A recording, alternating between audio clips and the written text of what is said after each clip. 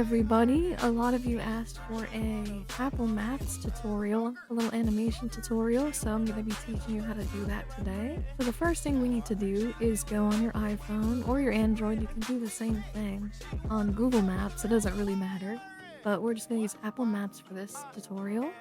You're going to take a screenshot of your Apple Maps. Move the map around to wherever you're trying to make the animation to go. And now we've got it in here. And the first thing we need to do is make the little marker. So the first thing we're gonna do is make a new shape layer. We're gonna go to the ellipse tool, and if you hold Control and Shift, it should make a perfect circle. So we're gonna make it about that big. Now what we're gonna do is make the stroke width like 5.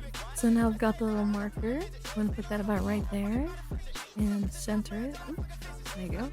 So to make the little directional here, I just made a star, a polystar. I'm pretty sure is what it's called. Yeah, polystar. And you're gonna turn the points down to 3, and you should have this. Make sure you turn the stroke off. And that's not perfect, but we're just gonna let it rock. Now to make it fade a little bit, we're gonna add a directional blur. Put that on 90, and I'm gonna make the blur length like 20. And it looks pretty good. It's not perfect, but it'll do the job. Now what we can also do is add a deep flow and turn this down to 0.2. We're gonna leave it like this. You can also add a deep flow to this if you would like, but I don't really think it looks too good. I don't think that looks very good, but you can do that if you would like. So now to make the movement, we're gonna add a null object and just make a simple position. So now this is what our animation is looking like. Not perfect, we can fix it up. I'm gonna zoom this in a little bit, and I'm gonna also add another animation after this. Okay, so this is what our animation is looking like right now. I just kind of positioned it a little bit better.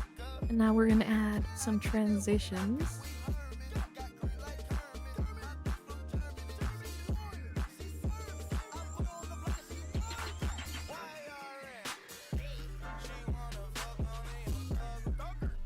So this is what our animation is looking like now. We've got a little bit more movement. It looks a little bit cleaner. Now what also we can do, if you want to make it look like it was shot on a camera, we can do a warp on an adjustment layer, make this 0, put this on fisheye, make it like 15, 20, something like that.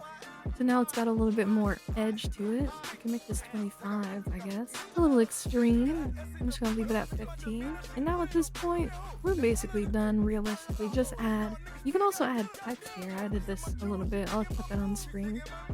I'm not gonna do that for this. All we need to do now is add some shape, a warp. So I'm gonna do that real quick.